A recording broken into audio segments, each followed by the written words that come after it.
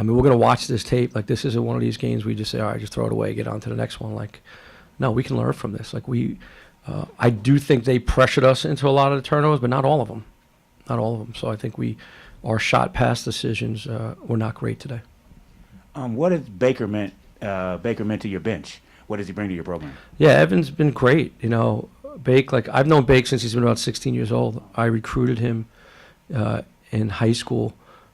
He didn't come play for me at LIU. He went to Quinnipiac, but just ask him who won the championship, though. We got it. No, Bake's fantastic. You know, listen, man, he was, Washington, D.C. Player of the Year, comes from a great family. I saw Mom was here today, too. It was pretty cool. He's awesome. You know, he really connects well with our players, and his connections to the D.C. area, the DMV area, it really helps our program. Now, in terms of pressure, I don't remember them actually pressing, using that 2-2-1 too much. They were just in. Did you They tried to press us. They tried to press us once, and we flew it up his court and scored it. He didn't press us again. They went 2-3 zone baseline out of bounds. We scored on it. They didn't do that again. It's their half-court pressure, their intensity on the ball, their length, their size, and they're big around the rim, so you're not getting anything easy around there. So they kind of funnel you into playing at the rim against these size. Thank you. John Teitel from Hoops HD, Coach. You entered today 17th in the nation in three-point shooting. Today only 4 of 18. Do you credit it to their defense or your cold shooting or something else? I credit a lot of it to their defense. Eddie and I talked before the game, and, I kind of knew what his game plan was, and he kind of knew what ours was. He was going after our guys, not going to allow us to shoot threes and funnel the ball to the rim where they're much bigger than us. So I thought they did a good job. The fact that we only got up 18, that shows. But I also thought that they made us take some quicker shots instead of us. We have a mentality where we keep playing. I used the word just keep playing, play through the clock, and I thought they sped us up, and we didn't get those comfort shots. Coach, not to harp on the turnovers or anything, because I can tell you're not necessarily jazzed about a season high with 21. How much of that, though, do you chalk up as kind of a side effect of playing a faster tempo? And do you think some of that will level out as you get into league play, where you play some other teams? Now, you obviously haven't seen my teams play. Oh, no. We were, I think last year we were 5th in the country in tempo. We don't turn the ball over. Average maybe 10 a game, even playing faster than we played tonight. So it wasn't the pace. It's their defense and our decisions today were not sharp. Anything else? All right. Thanks, everybody. The young kid that went to Ireland, he's a pretty good young kid. I think he's your GA. Yeah. Ethan. Yeah. He played for us. Played for us for 3 years. That I didn't realize. Yeah. Oh, okay. Yeah, he came back. I think he went to Campbell first, and then he came back. Fine kid, man. Yeah, awesome kid. Yeah. All right, guys. Good Have a luck. great holiday, everybody. Good luck.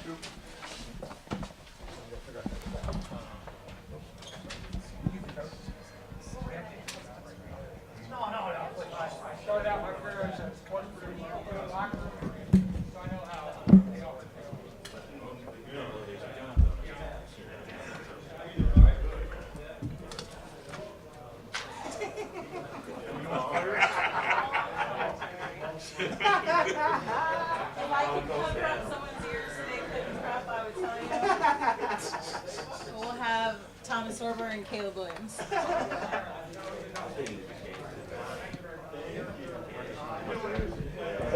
I do.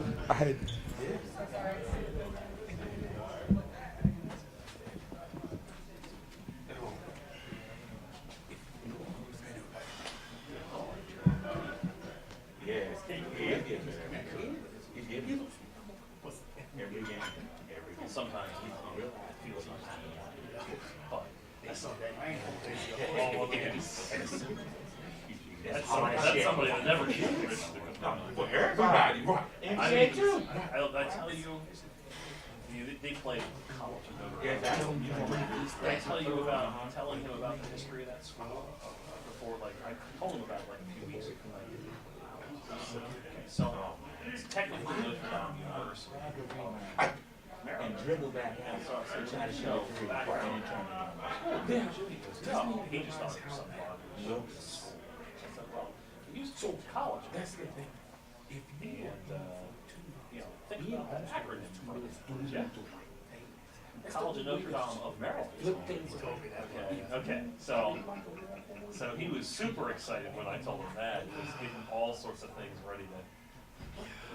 ready to throw out there.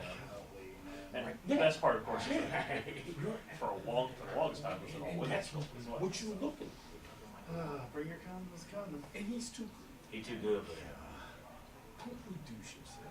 Yeah, he's exactly. That's how you like your new seats. Here? Well, those are the new old seats. Yeah, well, I know he was like, God dang. I'm not gonna lie, it's a minor miracle. It's being able to argue your way back side. This is cheaper for a little bit. So I'm gonna save her. I'm gonna save her that time. That's the way it is. No. Yeah. But one thing. There will be times where it's over, but it's just hard. You know, sitting in that corner, it's hard to be able to hold this shit. And with Where that just, I feel like that comes with a price. The radio seats are They're great. Those are like amazing. I think they're better than sitting forward. There's certainly definite benefits to it. You can't hear what they're saying. What happened? You can't hear. What happened? But What happened then? Depends on the game. but yeah, I think those seats are really good. Maybe you want to do it halfway, split the difference. Obviously, you can't. But like that angle. It's good. It's good. It's It's really good. And I said to Diane, look, no, that's like, this is fine. Oh, it's You amazing. know? Yeah. I mean, the worst thing that you can Where's say about it Rosebud? is logistically, Where is that if spot there called are Rosebud people here, located? it might take Where a is while to that? get back to down here for posting. Isn't that over there by? I just want to be able to Okay. I know it's. feel engaged. Like what's the when I'm area watching. like around? Like what's around? Yes. They, I mean, I would say Okay. this. I don't know. There's things that there are Young boy jump, you know what I'm saying? I'm the crazy walking up in that jump. Well, because you're You all. know, that's out here. You don't have to. You know, you're missing Oh, out. man. What's up, y'all? Please go there. Looking crazy up in there. It's by Connecticut. Oh, so I'm gonna make it happen? Alright, bet. Thank you. Oh, probably around Beachfront Circle. Let's see. About you think so? I know MP's I know someone. Yeah. Yeah. There's a lot of Okay. it, but I'm pretty sure. Alright, bet. And they Thank just you, do man. like a story afterwards. So like tonight's great, right? Like 6:30. Like you don't do like a file the buzzer then like update. Yeah, this is a one-timer, and this isn't even like a drum hammer, it's size it up. And I'm cool. There we go.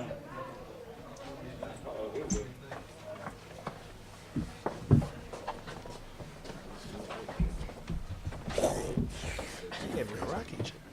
Good job today. Thank you.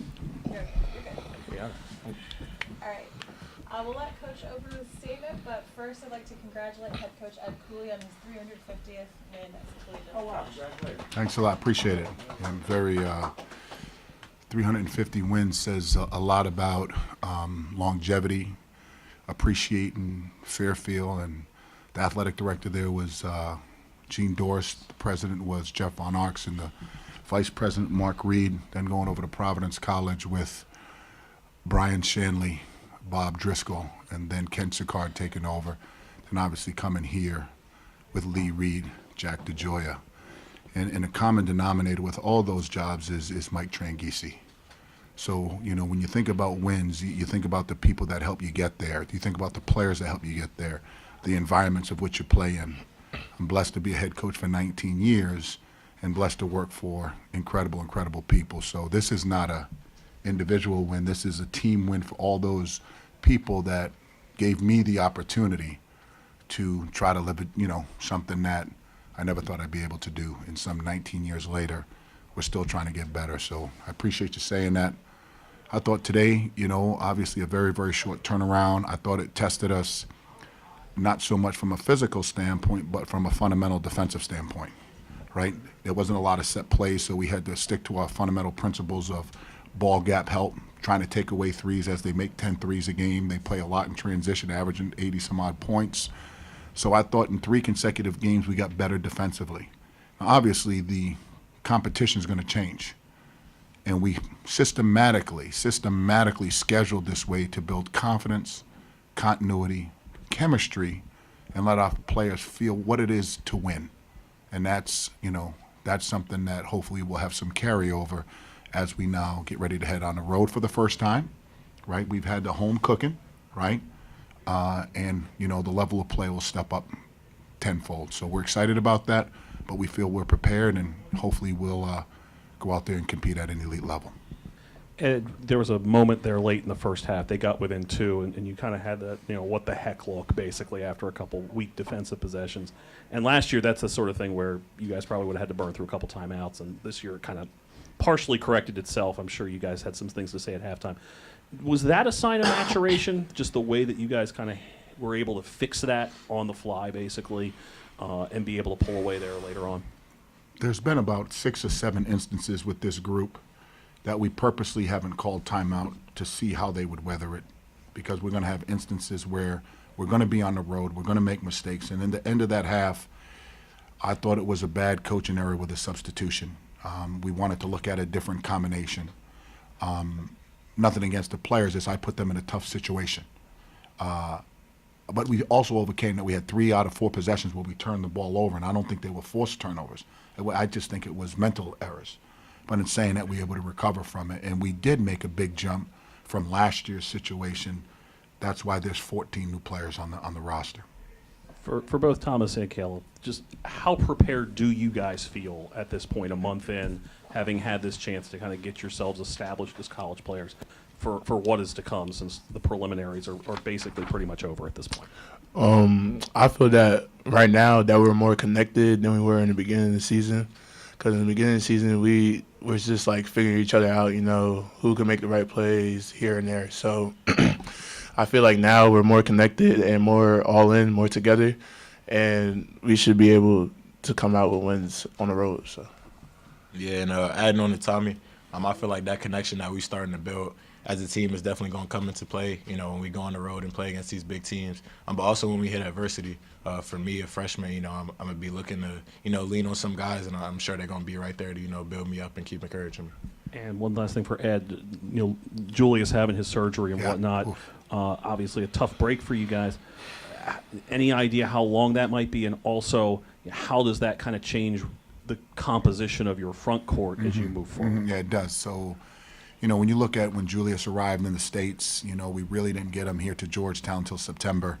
He had a medical setback.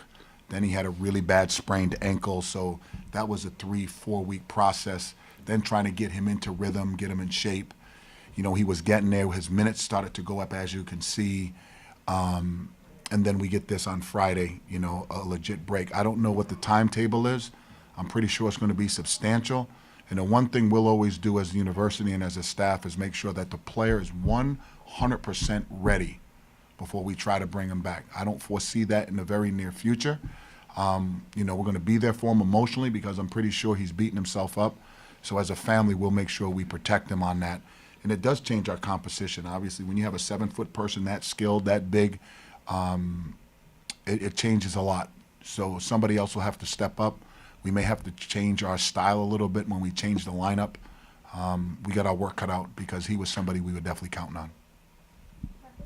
Coach, over the last couple of games, Malik has been a lot more efficient. Is that just a product of just getting used to where his spots are and when it's kind of his time?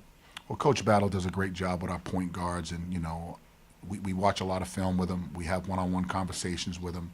He's trying to get comfortable with his teammates. He's trying to get comfortable with the way he's being coached, the accountability that that we demand from him. He has to be a 3-level player, right? I want him to score it. I want him to pass it. I want him to lead. We want him to play with energy. We want him to play with enthusiasm. We want him to defend. So I think all of that, and he's a focal point. So it's not like he's on the stat sheet or the scouting report as a non. People are excited to play against Malik Mack. So, and have you seen opponents, especially with Micah Peavy, have you seen opponents start game planning for him more just because he has been so offensive forward here at Georgetown as opposed to TCU?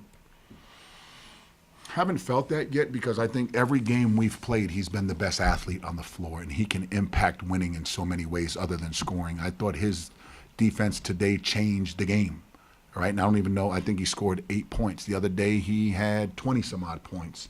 So he's a unique player that doesn't need scoring to impact the overall game. They're going to have to – somebody's got a game plan for him. I hope nobody game plans for him. I really don't. But I think the coaches are too smart and see his, his ability to change a game.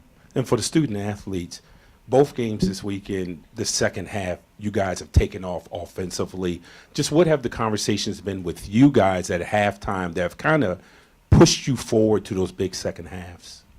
Coming into halftime, we always talk about, coming out with energy and like coming out just with a burst, a different type of burst of energy. So we come out with that energy and it's just over from there. So Yeah, and today we had a message of just keep wearing them down. It's not going to be one play that's going to take us up 20. It's not going to be one shot that wins us the game. So just multiple possessions back to back to back. Just keep stacking good possessions, and we'll get the output we want. Ed, you mentioned that you scheduled this way for a reason. It's been a long time since the Notre Dame game. How do you think you guys have improved since then? I think we've improved substantially, right? And I believe it's a fair question. I think that was game 3 for us. When you look at what their retention was, you can see systematically they were way ahead of us, right? The portal guys that they brought in were all older, right? They're 2 front court guys who I think impacted the game the most. I don't think Shrewsbury in that game hurt us. I don't think Burton hurt us. The guard, it was, their front court where they were extend the floor, and we missed a lot of shots. I think we took too many threes. I don't think I did a good job coaching, but you got to give them credit. They came in here and kicked our ass, and we've gotten substantially better because of that game. And I'm glad we played that game that early, given the growth that I've seen with our men. Is there a particular area that you've seen this growth in your team? Maturity, know-how, games, just playing games. You figure you get all these new guys, I got all these freshmen that we play. They've never played in college yet. They've never been held this accountable. We micro-pick everything, right? Our staff does an incredible job. I'm blessed to have the staff that we have. But from offensive continuity to defensive principles to spacing on the floor offensively to trying to play more in transition has probably been the biggest thing that I'm pretty sure many of you are seeing. We want to play in transition, and we want to play through Thomas, right? Thomas is a very unique big that can pass, shoot, catch, and finish. Thomas, you won the Big East Rookie or Freshman of the Week for the 3rd time. What does that mean to you, and what do you think it says about the program? I appreciate that a lot, and I feel like it puts our team like more out there for everyone to see that we're coming and we're a problem. So I appreciate the Freshman of the Week 3 times, and just try to keep on going. Just keep going from there. You guys were out rebounding for at least a large portion of the first half. Turned it around in the second. Was that due to just the increased energy, like the guys just noted? Was it just an energy thing, or what would you attribute out turning your rebounding around? Well, the one thing I'm seeing with this group is their second half engagement. And I think this is probably our 5th or 6th game we've played where our conversation at halftime, it's something that clicks with the group, whether it's their focus, their attention to detail, their conversation amongst one another before we, the coaches, come in.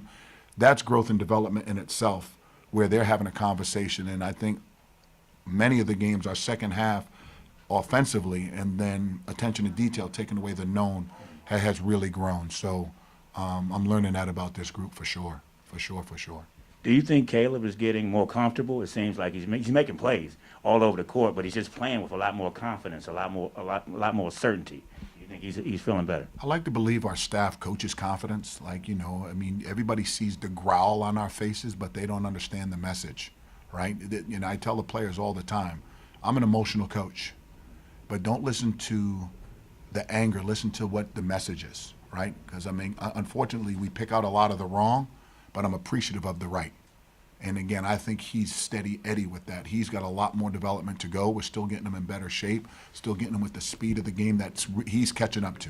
The speed of the game was really hard for him at first, for both freshmen, right? For both freshmen that are here. But I think they're getting to it because of the pace of practice. Caleb, talk about that improvement, you getting better. Yeah, I'll just say in practice, my teammates push me, and I've all summer and through the preseason, I've had Micah guarding me. So that that definitely prepares me that type of defensive energy. I'm just going up against that every day. But then also I feel like my coaches and my teammates put a lot of trust in me. So just feeling that trust, that confidence, that he's telling y'all about is real, and that definitely plays a part in my performance. Thomas, you're 6 of 7 from the floor, 11 from 12 from the line. Was that just you getting into a rhythm that kind of let you do that today? Yeah, I would say it was just like me just trying to dominate my position. You know, we found out that they had a smaller like interior, so we was just going to attack that, and that's what the game plan was. That was a great question that I was going to ask, so I do not have any. All right, is there anyone else? I'd be remiss if I didn't talk about Louis Conaseca, right? You know, when you think of the Big East, right, you think of big coach, you think of Massimino, you think of Boeheim, right? You think of Calhoun, and then one of the biggest personalities that really propelled the Big East to what it became, what it is, and where we're trying to go. I have an opportunity to meet him several times. He'll be missed. He'll be missed, and you know, I appreciate all the energy he put into the Big East and all the love he put into the Big East, and made Georgetown St. John's game relevant. I remember sitting there watching it in '84, '85, right? That was fun to watch, and that to sit in those seats now as a head coach, I couldn't be more appreciative. So we're definitely blessings to St. John's and, you know, his family members and all of his former players and coaches and managers. He'll be missed, and the Big East will definitely miss him. Thanks. Thank you. Yeah. Congrats, guys. Did you think about a sweater for this game? Not just when we play St. John's, I will. When we play St. John's. Hey, cool. Sure. The other coach really applauded y'all straight half-court man defense.